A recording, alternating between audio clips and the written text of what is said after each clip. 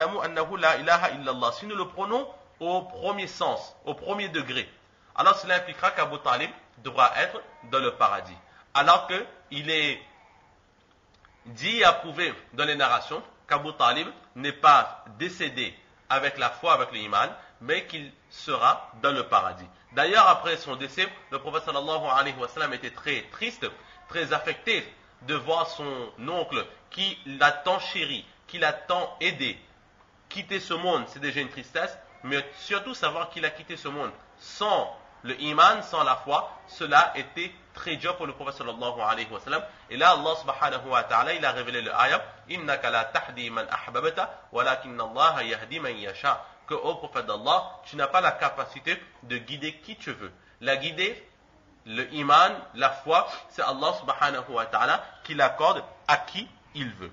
Donc ici, les commentateurs de hadith disent que wa huwa ya'lamu, il connaît, c'est-à-dire il connaît avec certitude. Et son cœur accepte l'islam. Son cœur accepte l'islam. Maintenant,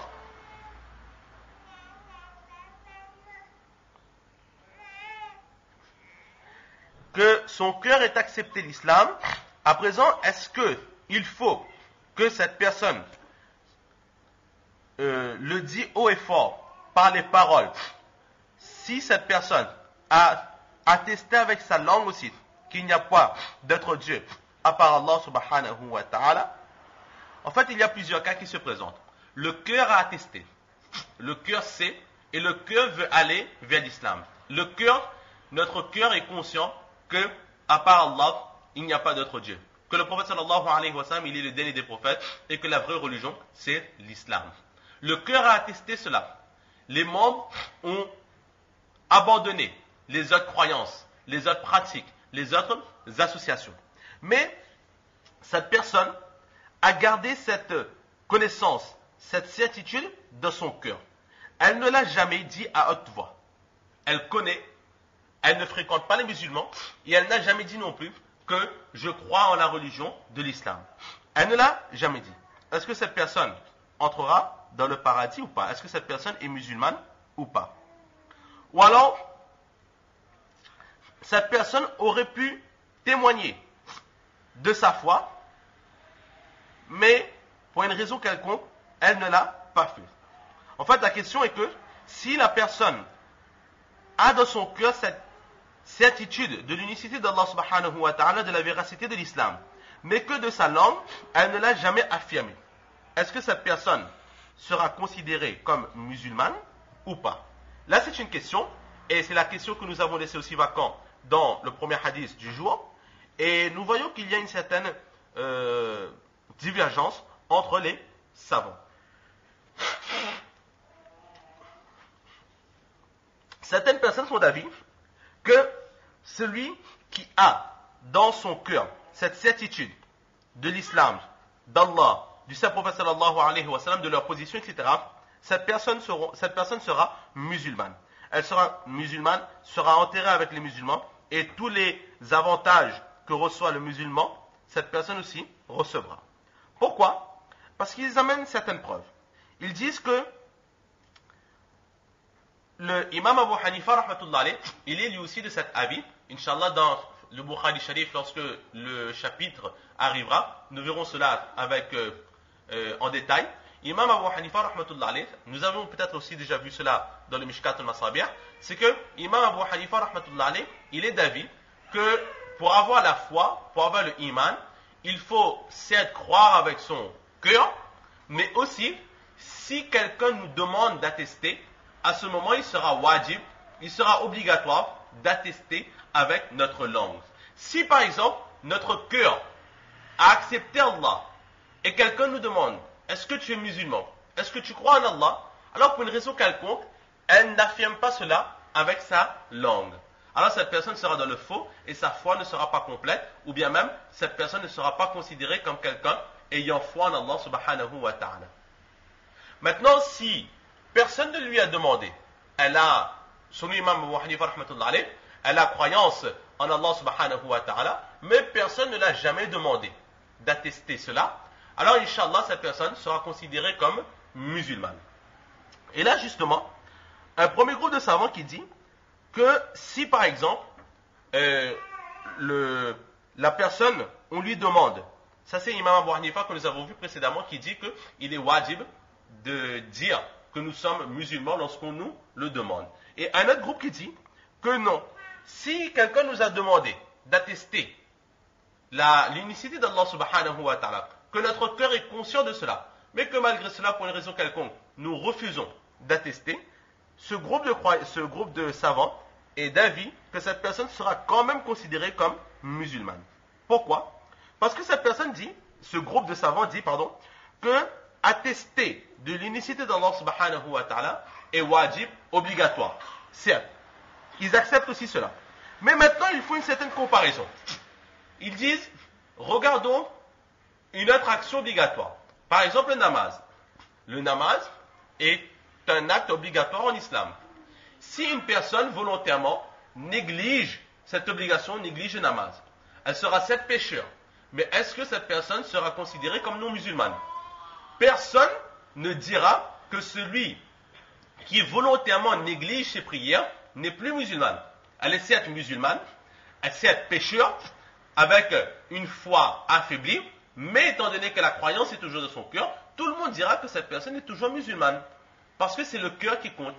De la même façon, ce groupe de savants dit qu'attester qu'il n'y a pas d'autre Dieu à part Allah et de croire en l'unicité du Saint-Prophète sallallahu alayhi wa sallam, l'attester par la langue, cela est obligatoire. Si quelqu'un refuse de mettre cette obligation en pratique, elle sera certes fautive, elle aura commis une faute grave, mais pourquoi considérer cette personne comme non musulmane? Lorsque le namaz qui est obligatoire, en le délaissant, personne ne dit que la personne est non musulmane. Pourquoi est-ce que si une personne refuse de mettre en pratique une autre obligation, telle que l'attestation de l'unicité d'Allah subhanahu wa ta'ala avec la langue, on qualifiera cette personne de non musulmane? Donc là, c'est leur première preuve qu'elles avancent. Aussi, une seconde preuve, c'est que dans un récit, il est dit يخرج من النار من كان في قلبه مثقال ذرة من الإيمان. Il est dit en ce sens que sera enlevé de l'enfer toutes les personnes qui ont dans leur cœur un minimum de croyance, une minimum de croyance pour l'unicité d'Allah subhanahu wa ta'ala.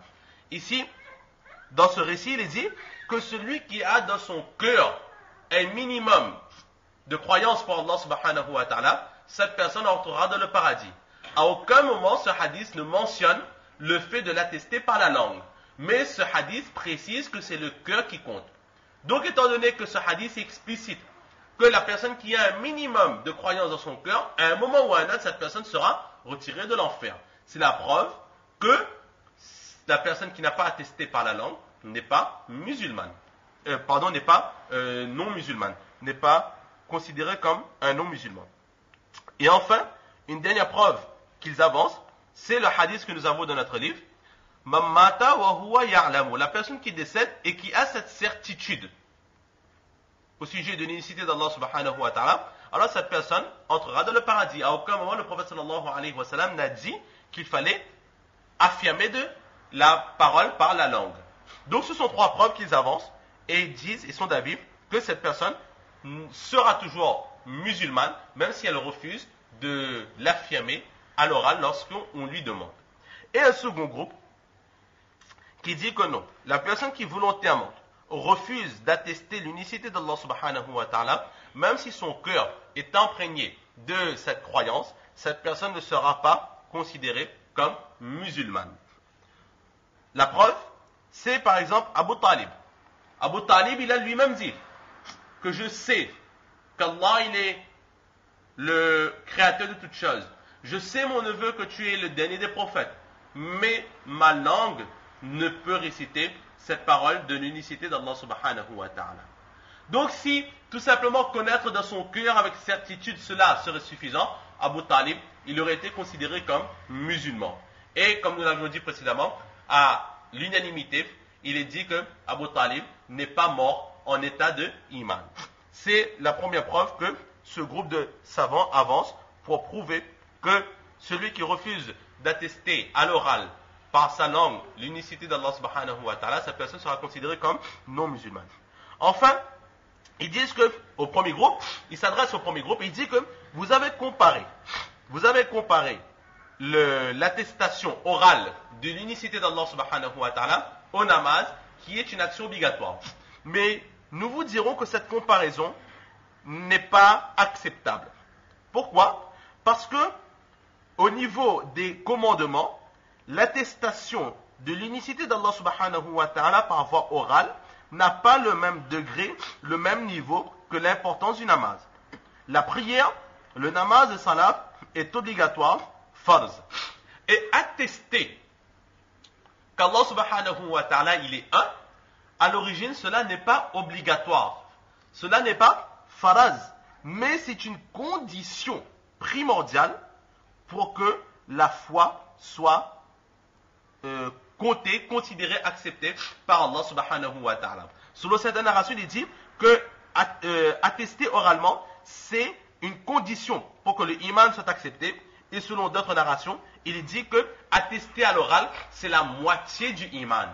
Donc là, c'est l'importance de l'attestation par voie orale. Le namaz, c'est une obligation.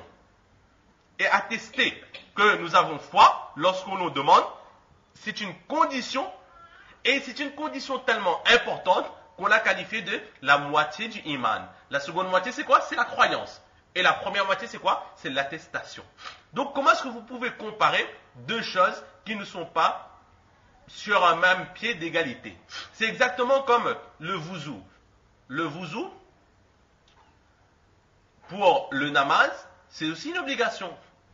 Mais qui dira que la personne qui n'a pas fait son wuzu, qui est une obligation avant de faire son namaz, malgré cela, son namaz comptera. Certes, elle sera pécheur, fautif, parce qu'elle a négligé une obligation obligatoirement, volontairement, mais pour autant, son namaz comptera. Est-ce qu'un savant avance cette hypothèse? Non, personne ne l'avance. Tout le monde sera unanime que la personne sur le point que la personne qui n'a pas fait son wuzu, cette personne, son namaz, ne sera pas accepté. Pourquoi? Parce que le wuzu est certes une obligation, mais c'est aussi une condition primordiale pour que la prière soit acceptée. De la même façon que le wuzu est une condition primordiale pour l'acceptation de la prière, de la même façon, l'attestation orale de l'unicité d'Allah subhanahu wa ta'ala est une condition primordiale pour que la foi soit acceptée. Donc là est la réponse à ces divergences. Et aussi,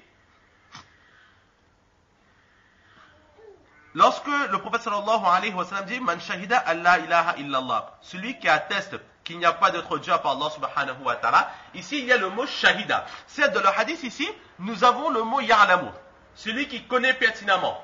Mais dans combien de hadiths que nous avons déjà vu depuis le début de ce chapitre, où le prophète sallallahu alayhi wa sallam dit Man shahida, celui qui atteste.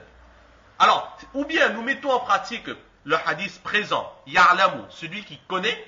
Dans ce cas, cela impliquera que nous avons laissé de côté tous les autres hadiths que nous avons vus jusqu'aujourd'hui uniquement de ce livre de Mishkatul Masabih. Ou alors, nous mettons en avant shahida qui veut dire attester. Et l'attestation c'est avec le cœur et avec la langue aussi. Et nous mettons de côté un seul hadith. Et encore, nous ne le mettons pas de côté, nous interprétons ce hadith en disant qu'ici ya'lamu signifie connaître avec certitude tout en attestant avec la langue. Donc là, il y a la réponse à cette question, que est-ce qu'il est obligatoire d'attester l'unicité d'Allah subhanahu wa ta'ala lorsqu'on nous le demande. Maintenant, c'est une divergence qui vient de la part des savants, selon leurs recherches, selon la compréhension qu'Allah subhanahu wa ta'ala a placée dans leur cœur, mais la réalité de tout cela, Allah seul le sait mieux. Il est possible qu'une personne atteste 50 000 fois de l'unicité d'Allah subhanahu wa ta'ala, mais qu'au jour du Qiyamah, Allah subhanahu wa ta'ala prouve que cette attestation n'était pas sincère. Et il est aussi possible qu'Allah subhanahu wa ta'ala, par sa clémence, accepte la foi de quelqu'un qui, pour une quelconque raison valable, n'a pas voulu attester au grand public son unicité, sa croyance en Allah subhanahu wa ta'ala. Donc ici nous avons dit simplement les recherches des savants, et Allah seul est le plus grand des connaisseurs, il sait le mieux qui a la foi et qui n'a pas la foi. Il faut savoir que au niveau des règles de jurisprudence islamique,